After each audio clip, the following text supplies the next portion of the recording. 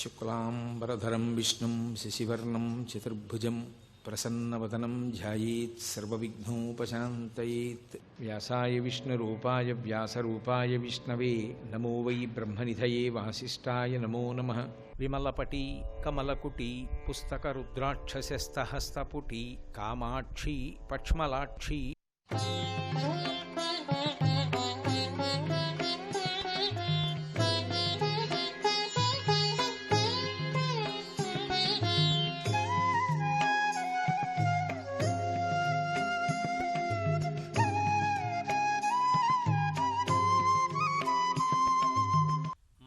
బాణములను వారి మీద వెయ్యవద్దు అని అమ్మవారు ఎవరి విషయంలో చెప్పిందో వారి మీద మన్మథుడు బాణం వేయడు.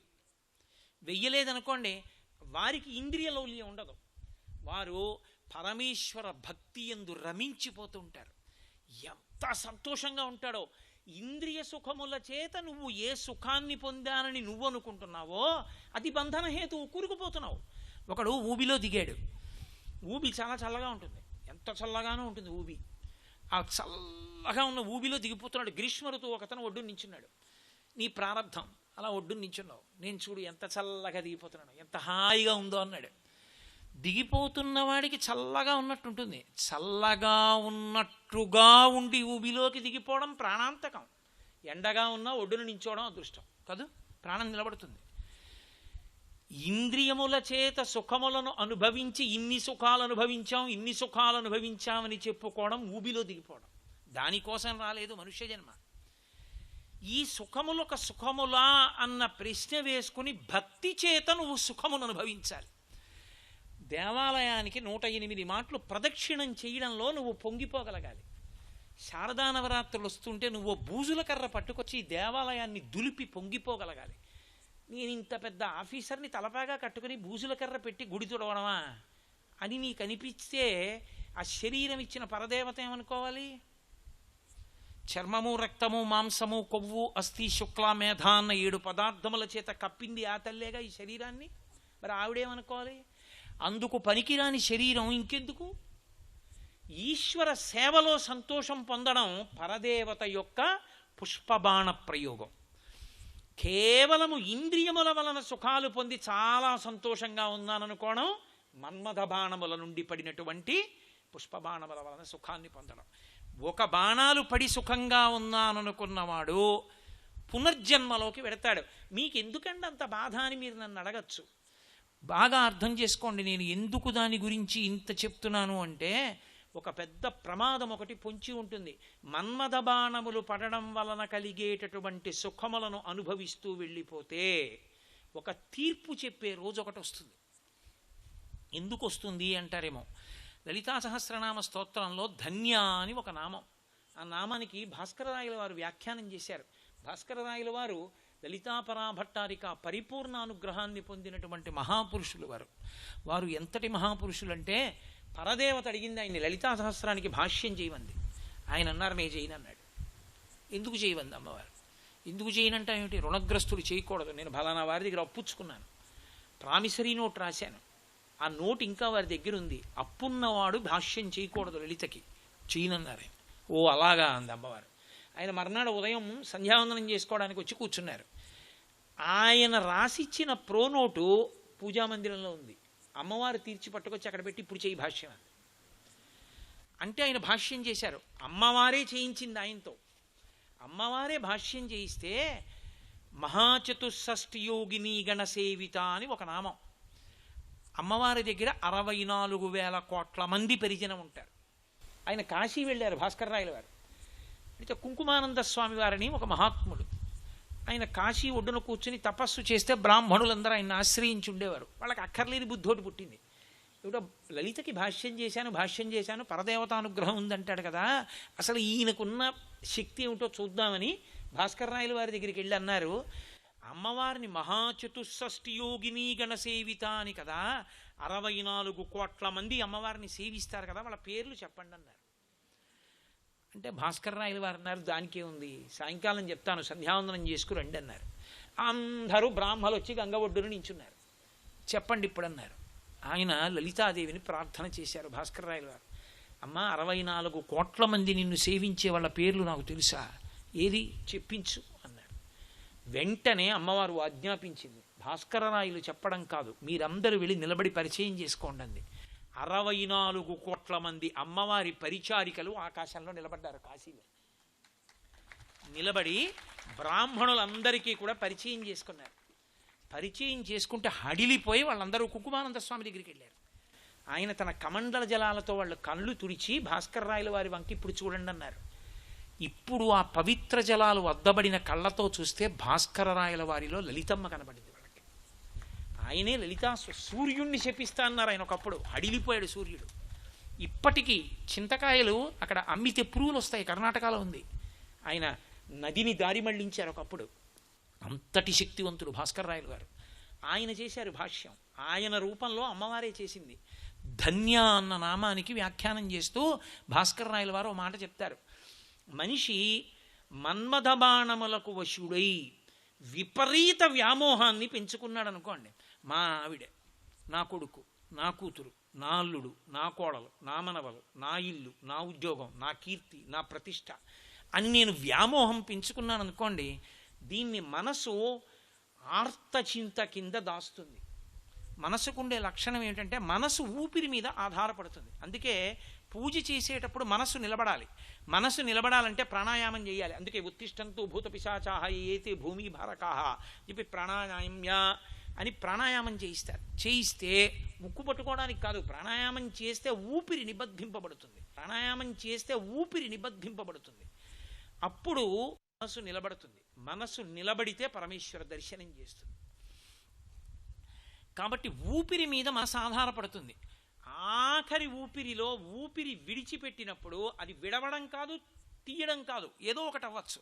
తీసి విడిచిపెట్టకపోవచ్చు, విడిచిపెట్టింది తీయకపోవచ్చు, ఎక్కడో ఉంటుంది మృత్యువు. ఈ రెండిటికి మధ్యలోనే మృత్యు ఉంటుంది. తీశాడు, వదిలిపెట్టలేదు, వెళ్ళిపోయాడు. వదిలిపెట్టాడు, తీయలేదు, వెళ్ళిపోయాడు. దానంత దగ్గరగా భార్య కూడా ఉండదు. కాబట్టి ఇప్పుడు ఆ మృత్యువునందు ఆఖరి ఊపిరిలో మనసు ఇంద్రియముల యొక్క శక్తులన్నీ మూట కట్టేసుకుని చాలా తొందరగా పరిగెడుతుంది ఎట్నుంచి వెళ్ళిపోవాలని. అది బయటికి వెళ్ళిపోయే ముందు ఉపాసన బలం ఆధారం అవుతుంది. ఎవడు ఉపాసన చేశాడో వాడికి ఊర్ధ్వముఖ చలనం చేసి బ్రహ్మరంధ్రాన్ని బద్దలు కొట్టుకుని బయటికి వెళుతుంది. అందుకే నిజానికి నవరంధ్రములు అంటారు, కానీ శరీరానికి నవరంధ్రాలు కావు, ఏకాదశ రంధ్రములు ఉంటాయి. 2 కళ్ళు, 2 ముక్కులు, 2 చెవులు 6, నోరు 7, మలద్వారం 8, మూత్రద్వారము 9, బొడ్డు 10, బ్రహ్మరంధ్రము 11. ఒకటి ప్రవేశద్వారం, బయటికి రాగానే మూసేస్తారు బొడ్డు. నాభీరంధ్రం కోసేస్తే బొడ్డు మూసుకుపోతుంది, అందులోంచే వెళ్ళింది అమ్మ కడుపులో అన్నం. రెండవది బ్రహ్మరంధ్రం, అది ఎగ్జిట్, అది బయటికి వెళ్ళిపోయే ద్వారం. అందుకే సీమ అంటారు. సీమ అంటే హద్దు. హద్దు ఎక్కడ వరకో తెలుసా? ఇక్కడ వరకే. ఇది దాటి ముట్టుకోవడం కానీ, ఇది దాటి పాపట తీయడం కానీ చేయకూడదు. పాపట ఇక్కడ వరకే తీయాలి, ఇది దాటి వెళ్ళకూడదు. అందుకే సీమ అంటారు దాన్ని. శంకరాచార్యులు వారు దాని మీద ఒక అద్భుతమైన శ్లోకం చేశారు. అసలు ఆ శ్లోకం లాంటి శ్లోకం అద్భుతం, అటువంటి శ్లోకం చేశారు ఆయన. కాబట్టి ఆ ఇక్కడ వరకే తీసి జుట్టు 2గా విడిపోతుంది కాబట్టి పాపట అంటారు. మన కర్మ కొద్దీ దాన్ని పాపికొండలు అంటారు. పాపికొండలు కావు, పాపిడి కొండలు. శ్రీనాథుడు మీరు భీమఖండం చేశాడు, భీమఖండం చదివితే అందులో ఆయన పిలిచిన పేరేమిటో తెలుసా? పాపిడి కొండలు. గోదావరి అక్కడ వరకు వెళ్ళి మధ్యలో పర్వతం వస్తుంది, అక్కడ చీలిపోతుంది. ఇలా జుట్టు ఇలా దువ్వేసి మధ్యలో ఇలా తీస్తే ఎలా ఉంటుందో కొండలు అలా వస్తాయి. కాబట్టి పాపిడి కొండలు అంటారు. పాపట, పాపిడి ఇక్కడ వరకు తీస్తారు. ఇది దాటకూడదు, ఎందుకంటే ఇది బ్రహ్మరంధ్రం. దాన్ని కొట్టారనుకోండి, తీశారనుకోండి, వెళ్ళిపోతాడు జీవుడు. ఆఖరి ఊపిరిలో ఆఖరిసారి మనసు దేన్ని పట్టుకుందో బాగా దాన్ని స్మరిస్తుంది. దేన్ని స్మరించిందో దాన్ని ఆధారంగా బయటికెడుతుంది. అది ఎంత శక్తివంతమైంది అన్న దాన్ని బట్టి నిర్గమం. ఈశ్వరుణ్ణి పట్టుకున్నాడు అనుకోండి, ఇది తెరుచుకుని వెళ్ళిపోతాడు, ఇక రాడని గుర్తు. అలా రాకుండా వెళ్ళిపోతే బొత్తిగా అన్యాయంగా చచ్చిపోయాడు, మళ్ళీ వస్తాడంటే వీడికి ఈశ్వరుడి మీద శ్రద్ధ లేదు అనుకుంటారేమోనని ఈ ద్వారం తెరుచుకున్నప్పుడు వేడికి పగిలిపోతుంది. అందుకని తీసుకెళ్ళి కట్టెల మీద కాల్చేసేటప్పుడు టప్ అని చప్పుడు వస్తుంది. ఏమిటో ఊరికే దీన్ని చూపించి అహంకారం పొందడమే కానీ కట్టెల మీద శరీరం కాలిపోవడం చూస్తే వైరాగ్యం వస్తుంది. కాళ్ళు కిందకి పెట్టి కాలుస్తారు, తల మీద పోస్తాడు మొట్టమొదట ఇంధనాన్ని పోసి వెలిగిస్తాడు. వెలిగిస్తే అది ఒక పట్టాన పేలదు, ఒక 20-25 నిమిషాలు పడుతుంది, దూరంగా నించోమంటారు. ఈ శరీరంలో ఉన్న రక్తం ఉబికి ముద్దలు ముద్దలుగా అరికాళ్ళలోంచి బయటికి వస్తుంటుంది, కనపడుతుంటుంది మనకి. అది టాప్ అని చప్పుడు వస్తుంది, పగిలిపోతుంది బ్రహ్మరంధ్రం. అప్పుడు చేయి చూపిస్తాడు, వెళ్ళిపోండి మీ అందరు అంటాడు. అయిపోయింది, ఆయన కపాల మోక్షం పొందాడు, స్నానం చేసి వెళ్ళిపోండి అంటారు. అప్పుడు ఈ 2 కాళ్ళని ఓ పెద్ద అట్ల కాళ్ళ లాంటిది కింద పెట్టి ఇలా ఎత్తి వెనక్కి పారేస్తాడు ఆ అగ్నిహోత్రంలో. ఇన్ని అల్లర్లు చేసి అక్కర్లేని తిరుగుళ్ళు తిరిగినవాడు 2 కాళ్ళు వెనక్కి పడిపోయి కాలిపోతాయి అగ్నిహోత్రం. శవదహనం చూస్తే ఈ పాటి దానికి ఆయన తల్లరి శరీరంతో అనిపిస్తుంది. కాబట్టి ఆ పరమేశ్వరుడు ఆఖరి ఊపిరిలో నిర్గమం మనస్సు. దానికి ఉన్న లక్షణం ఏమిటో తెలుసా?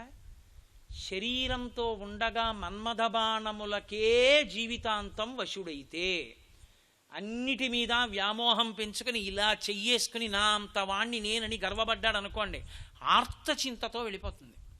నా డబ్బు, నా భార్య, నా ఇల్లు, నా ఉద్యోగం, నా గొప్ప, నా పాండిత్యం, నా అందం, ఇవి ఆలోచిస్తూ వెడితే తిరియక్ అవుతాడు. తిరియక్ అంటే వెన్నుపాం అడ్డంగానే ఉంటుంది, అంటే జంతువు అవుతాడు. అంటే వాడికి ఇక స్వర్గద్వార దర్శనం ఉండదు, వాడికి అసలు శాస్త్రం వినడు, దేవాలయాలు అవి ఏముండవు, జంతువులు ఏముంది బయట తిరుగుతుంటాయి అంతే. వాడికి సంస్కారం ఉండదు, ఇంకా భయంతో బతుకుతాయి, ఎప్పుడు ఏది చంపేస్తుందో తెలియదు.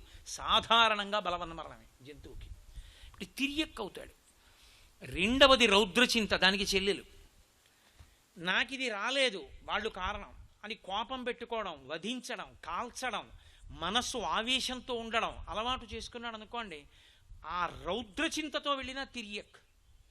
మూడవ చింత ఉంటుంది, దాన్ని ధన్యచింత అంటారు. ధన్యచింత ఉన్నది అంటే గుర్తేమిటో తెలుసా? పరదేవతానుగ్రహం పొందాడు, అమ్మవారి చేతి బాణములు ఆయన మీద పడ్డాయని గుర్తు. అమ్మవారి చేతి పుష్పబాణములు పడ్డాయని గుర్తు ఏమిటంటే, ఎప్పుడూ భగవంతుణ్ణి స్మరిస్తూ ఉంటాడు, ప్రతి దాంట్లో ఈశ్వరుణ్ణి చూస్తూ పొంగిపోతూ ఉంటాడు, ఎప్పుడు భగవంతుడి గురించి స్మరించి ఆనందపడిపోతూ ఉంటాడు. ఆనందపడిపోయి ఇంకా అది చదవాలి, ఇంకా ఇదేదో చూడాలి, ఇంకా ఏదో తెలుసుకోవాలి, బాగా ధ్యానం చెయ్యాలి, తపస్సు చెయ్యాలి, ఆత్మ ఎరుకలోకి రావాలి, అద్వైతానుభూతిని పొందాలి అనుకుంటూ ఉంటాడు. అది ధన్యచింత. అలా ఎవడనుకున్నాడో ఇక వాడికి జన్మ పరంపర తగ్గిపోయిందని గుర్తు. వాడు వచ్చే జన్మలో శాస్త్ర ప్రకాండుడైనటువంటి తండ్రి కడుపున పుట్టి, సహజంగా తండ్రి గురువు కాబట్టి మంచి విషయాల్ని అభ్యాసం చేసి తపస్సు చేసి ఈశ్వరుని యందు ఐక్యమైపోతాడు. కాబట్టి అది ధన్యచింత, అది అమ్మవారు. నాలుగవది ఉంటుంది, దాన్ని శుక్లచింత అంటారు. శుక్లచింత అంటే ఇక్కడే పండిపోతాడు. కొబ్బరికాయ కురుడి అయిపోయిందంటారు, లోపల గుడుగుడు గుడుగుడు వేలాడుతుంటుంది. ఆత్మ తానని తెలుసుకుని ఈ శరీరం నేదు కాదని విడిపోతాడు. ఇక పూర్ణాహుతికే పనికొస్తుంది అలా కురుడి అయిపోతాయి. అంటే ఆయన జీవన్ముక్తుడయ్యాడు. ఈ శరీరం పడిపోతుంటే కూడా సాక్షిగా చూస్తాడు, ఓ ఇది పడిపోతోందని, దీనికి నెప్పెడుతోంది అని చూసి తెలుసుకున్నట్టే ఇది పడిపోతోందని తెలుసుకుని తాను నిర్భయంగా సాక్షిగా చూస్తాడు. ఇప్పుడు అద్వైతానుభూతి ఎందున్నాడు వాడు ఈశ్వరుడిగా నిలబడతాడు, ఆత్మగా నిలబడతాడు. ఇక జన్మ ఉండదు, అదే ఆఖరిసారి మరణం. కాబట్టి ఈ 4గా మారడం దేని మీద ఆధారం అంటే, మన్మథ బాణములు నీ మీద పడుతున్నాయా, పరదేవత చేతి బాణములు పడుతున్నాయా, ఇది లెక్క. నువ్వు పరదేవత పాదములు పట్టుకోనంత కాలం మన్మథ బాణములే పడతాయి. మన్మథ బాణములు పడినంత కాలం ఏమవుతుంటుంది? రాగద్వేషములే ఉంటాయి. అందుకే రాగస్వరూప పాషాఢ్య క్రోధాకార అంకుశోజ్వల, అందుకు వ్యాసుడు ముందు అవి తీసుకొచ్చాడు. రాగము అంటే రాగస్వరూప పాషాఢ్య, రాగమనే పాశం పట్టుకుంది ఆవిడ. పాశము అనగానే మీకు ఏం గుర్తొస్తుంది? పశువు కట్టబడుతుంది, పక్కనే అంకుశం ఉంది, క్రోధాకార అంకుశోజ్వల. పశువులలోకెల్లా పెద్ద పశువేది? ఏనుగు. కామము క్రోధము ఎంత పెద్దవి? ఏనుగంత పెద్దవి. దాన్ని కట్టడం ఎవరికి సాధ్యం కాదు. రాగము అంటే ఒకరి పట్ల అనురక్తి, క్రోధము అంటే ద్వేషం, రెండూ మనోజనితములే. నేను 10 మాటలు మా ఇల్లు చూపించి నాదేనండి ఆ ఇల్లు, నాదేనండి ఆ ఇల్లు అన్నాను అనుకోండి, నేను అంటాను కానీ ఇల్లు ఎప్పుడన్నా అవునండి ఆయనేనండి నా యజమాని అంటుందా? ఎప్పుడు అందో. నేను వెళ్ళిపోయాను అనుకోండి, నేను వెళ్ళిపోవడం అంటే నా శరీరం వెళ్ళిపోయింది అనుకోండి, మా అబ్బాయి దస్తావేజులు మార్పించేసుకుని నా ఇల్లేనండి అన్నాడు అనుకోండి, అప్పుడు అలాగే ఉంటుంది కదా. శంకరులు అంటారు, కింవానేన ధనేన వాజిగరిభి ప్రాప్తేన రాజ్యేన కిం వా పుత్ర కళత్ర మిత్ర పశుభిర్దేహేన గేహేన కిం జ్ఞాతైతక్షణ భంగురం సపతిరోత్యాజ్యం మనోదూరత స్వాత్మార్థం గురువాక్యతో భజ భజ శ్రీపార్వతీ వల్లభం అంటారు. కింవానేన ధనేన వాజిగరిభి అవేం చేస్తాయి? నువ్వు సంపాదించిన డబ్బు వస్తుంది అంటే పాస్బుక్లో అంకెలుగా అలాగే ఉంటుంది. నువ్వు తెచ్చుకున్న గుర్రాలు, ఏనుగులు, పోనీ కార్లు అనుకోండి, అవి కొత్త చాప కర్రలు తేవడానికి వెళ్ళి వచ్చేస్తాయి, అదేం ఏడవదు. అది భార్య ఆఖరణ కాయము వీడి జీవుడితి కంపిత చిత్తత నీకు చుండవో నాయనయంచు ఎచ్చు నిజనందన నందినులైన గాని కందోయిని భస్మములు తొలుత దుఃఖమహంబుని సొచ్చు పత్నియున్ కాయము వీడి రారు కదా చేసిన కర్మము పుణ్యము తప్ప శంకర. ఎవరొస్తారు? ఎవరు రారు. ఆఖరికి చిత్రం ఏమిటంటే, కల్లరి బొమ్మ అయవుక ఎంబులొల్లా ఇన్ని ఫెయిర్ అండ్ లవ్లీలు, ఇన్ని ఆల్అవుట్లు పెట్టి, ఇన్ని పరుపుల మీద పడుకోబెట్టిన ఇది కూడా కాలిపోతుంది. నీ కర్మ నేనేం చేయను, ఎప్పుడో చెప్పా, వివరణం అయిపోయాను, జుట్టు తెల్లబడిపోయింది, రంగు నువ్వేసుకున్నావు. నేను ఎప్పుడో చెప్పాను, నేను ఉండను సుమా, వెళ్ళిపోతాను, నేను ఉండగా జాగ్రత్తగా వాడుకో అని చెప్పాను. నువ్వు వాడుకోలేదు, నీ కర్మ నేనేం చేయనని కాలిపోతుంది. గరుడ పురాణం వింటే హడిలిపోతాం. అక్కడే నిలబడి చూస్తాడు. ఈలోగా ఒక్కసారి యాతనా శరీరాన్ని తీసుకొస్తారు, 11 రోజులు ఉంచుతారు, అందుకే జ్ఞాతి మైలపడతాడు. అప్పుడు ఆ తర్వాత 5 రోజులు 6 రోజులు అయిన తర్వాత బీరువా తీసి దిక్కుమాల నాన్న ఇదే సంపాదించాడని తిడతారు. అప్పుడు తీసుకెళ్ళిపోండి బాబాయ్ అంటాడు. బావమరిది వచ్చి బట్టలు పెట్టి ఎన్నాళ్ళు ఏడుస్తావు బావా లే అంటాడు. 12వ రోజు సినిమాకి పోతాడు వీడు. వాడు ఏడుస్తూ ఎటో పోతాడు. ఏం చేసావు? సంపాదించిందంతా వాళ్ళకి పోయింది. కింవానేన ధనేన వాజికరిభి ప్రాప్తేన రాజ్యేన కిం. పోని నువ్వు అనుకున్న రాజ్యం నీకు వచ్చిందా, ఉంటుందా? రామకృష్ణ పరమహంసని శిష్యుడు అడిగాడు, ఎప్పుడైనా భగవంతుడు పకపకా నవ్వుతాడా అండి అని అడిగారు. ఇన్ని పనులు ఉన్నవాడు కదా నవ్వుతాడా అన్నారు. అసలు ఎప్పుడూ పకపకా నవ్వుతుంటాడన్నారు. ఎందుకు నవ్వుతాడని అడిగారు. ఎందుకు నవ్వడం ఏమిటి? తెల్లవారేటప్పటికి రిజిస్ట్రార్ ఆఫీస్కి వెళ్ళి రిజిస్ట్రేషన్ చేయించుకునే వాళ్ళందరూ టేపులు ఎట్టి కొలుచుకుంటుంటారు భూములు. ఉరే ఇలా ఎంతమంది కొలిచారా ఇదే భూమిని, వాళ్ళందరూ వెళ్ళిపోయారు, మళ్ళీ వీడు బయలుదేరాడు రో టేపు పట్టుకుని నవ్వుతుంటాట. కాబట్టి పోతన గారు అంటారు భాగవతంలో, కారే రాజులు రాజ్యములు గెలువరే గర్వోన్నతిం పొందరే వారేరి సిరి మూట కట్టుకొని పోవంజాలిరే భూమిపై పేరైనన్ కలదే శిబి ప్రముఖులను ప్రీతిన్ యశక్కాములై ఈరే కోర్కెలు వరలం తలపరే ఈ కాలమున్ భార్గవ అంటారు. కాబట్టి అసలు నీది నీకు ఉండిపోవాలి అంటే ఒక్కటే మార్గం, దానం చేయడమే, పుణ్యంగా వస్తుంది. నీది నీకు ఉండిపోవాలని ఇంట్లో దాస్తే పిల్లలకి ఎడతాం తప్ప నీకు వచ్చేది ఏముంటుంది అంటే అంతా ఇచ్చేయమని ధర్మశాస్త్రం చెప్పలేదు. 6వ వంతు దానం చేయాలి. మళ్ళీ ధర్మం తప్పినట్టు అంతా ఇచ్చేస్తే అలా ఇవ్వకూడదు, పిల్లలకి ఇవ్వాలి. కాబట్టి నువ్వు పుణ్యకర్మలు చెయ్యకుండా ఏదో ఉండిపోతాను ఏదో ఉండిపోతాను ఏదో ఉండిపోతాను శాశ్వత పరబ్రహ్మకల్పంగా ఉండిపోతానంటే జరిగే విషయం ఏంటి? పక్కింట్లో దొంగలు పడితే నీ ఇంటి తలుపులు 2 మాటలు తాళాలు వేసావు, పక్కింట్లో వాళ్ళు చచ్చిపోయారు, మా నాన్నగారు చనిపోయారు, మా తాతగారు చనిపోయారు, మా అమ్మ చనిపోయింది, మా అక్క చనిపోయింది, నేను ఉండిపోతానేంటి? నేను వెళ్ళిపోతాను వాళ్ళు వెళ్ళిన మార్గంలోనే. ఇది ఉన్నంత కాలంలో నేనేమైనా చేస్తే, ఇది ఒక్కసారి ఈశ్వరుడు తీసేశాడా ఏ ఉపాధిలోకి వెళ్తానో. అందుకే బాగా జ్ఞాపకం పెట్టుకోండి, ఇది ఎర్రశిరాతో అండర్లైన్ చేసి, ఒక్క నరజన్మయందు పునర్జన్మ ఈశ్వరుడు నిర్ణయం చెయ్యడో. నరజన్మకి పునర్జన్మ ఈశ్వర నిర్ణయం కాదు. ఆఖరి ఊపిరిలో మీరు ఏది స్మరించారో చెప్తాడు ఆయన. నీ బతికున్నంతకాలం దాన్ని పట్టుకున్నావు, రుచి వాసన కింద దాన్ని స్మరించావు, దానికోసం నీకు మనుష్య శరీరం ఎందుకని అడుగుతాడు. మనుష్యుడికి మాట ఉంది. ఎప్పుడైనా మంచి మాటలు చెప్పావా? ఎవరినైనా ఓదార్చావా? అహంకరించకుండా మాట్లాడావా? ఓ విష్ణు సహస్రం చదివావా? ఓ లలితా సహస్రం చదివావా? దీనితో పరమేశ్వరుడు ముందు ఇలా కైమోడ్చావా? ఎప్పుడైనా ప్రణిపాతం చేసి నేల మీద పడి నమస్కరించావా? ఈ భుజం మీద ఈశ్వరుడి పల్లకి కొమ్ము పెట్టుకున్నావా? ఓ దీనుడి కళ్ళు తుడిచావా? నీకున్నదాన్ని పెట్టి అవతలవాడు అనుభవిస్తుంటే సంతోషంగా నువ్వు చూసావా? ఏమీ లేని దానికి ఎందుకురా నరజన్మ నీకు? షడూర్ములు అనుభవించడానికి ఏ ప్రాణి అయినా చాలు. నిద్ర, మైథునము, ఆకలి, దప్పిక, జర, మరణము, ఈ 6 సమస్త ప్రాణులకు ఉన్నాయి. కాబట్టి ఆ షడూర్ములు అనుభవించడానికి ఏ ప్రాణి చాలదరా? వెళ్ళు ఇంకో తిరియక్కులోకి అంటాడు. తిరియక్కులోకి పోతాడు. మళ్ళీ కొన్ని కోట్ల జన్మలు ఎత్తితే కానీ మనుష్య జన్మ లేదు. మంగళం కోసలేంద్రాయ మహనీయ గుణాత్మనే చక్రవర్తి తనూజాయ సర్వభౌమాయ మంగళం ఉమా కాంతాయ కాంతాయ కామితార్థప్రదాయినే శ్రీగిరీశాయ దేవాయ మలినాథాయ మంగళం సర్వం శ్రీ ఉమామహేశ్వర పరబ్రహ్మార్పణమస్తు. స్వస్తి.